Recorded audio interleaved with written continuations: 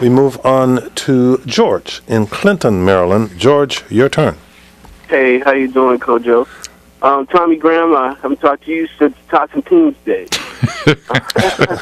Glad we could bring you together again. Right. When you were both Tots and Teens, or when you had children in Tots and Teens? So now you expose me as Tommy now, okay?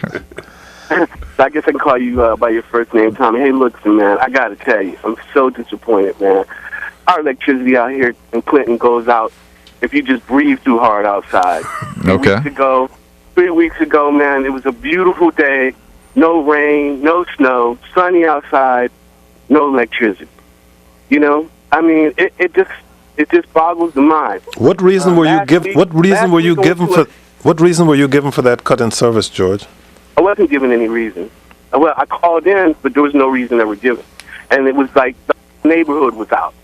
And then last week, again in Clinton, where the businesses were, a whole block was out.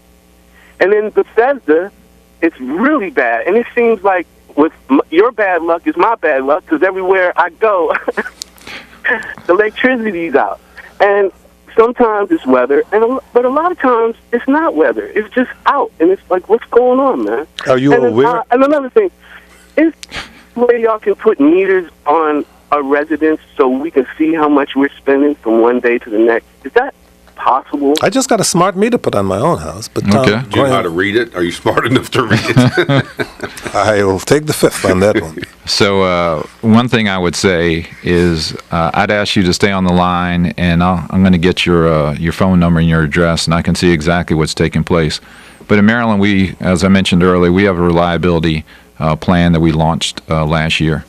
It's additional $90 million investment in Maryland. We are executing that. We're going to continue to execute that till the quality of service improves. So in that particular part of town, I'm not familiar with a particular issue that's taking place.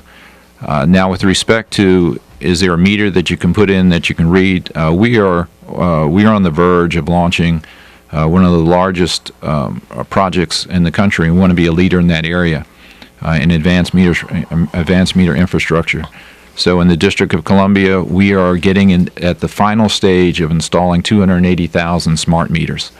In Maryland, we've just started that process, and let me just close out in D.C. We'll finish at the end of this year. What is a smart meter? I got an email from Stacy about that. Yeah. I have great praise for Pepco now, says Stacy. Having been a D.C. resident on and off for the past 14 years, I appreciate that they have had less than a stellar presence here, but I'm not one to hold on to the past, especially since they've made great efforts and strides in the most recent year. My question for Mr. Graham is, do the smart meters eliminate jobs? If so, how many? Were those people able to find alternate positions, or were they let go? Okay, I'll just finish off in Maryland. Maryland, we have about 34,000 these smart meters are installed.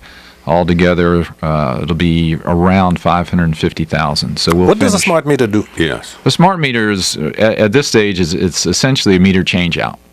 So we're putting in a more technologically advanced meter that will ultimately enable customers to do many things. One of those benefits will be outage detection. So essentially, you could ping the system during a major event, and I could tell you if you're out of service. I don't need you to call in to tell me. Now, we did use this technology in our Delaware territory during Irene, and what it was able to do was able to save us about 600 truck rolls to customers who we weren't sure if they were out of service. Are they causing jobs to be eliminated?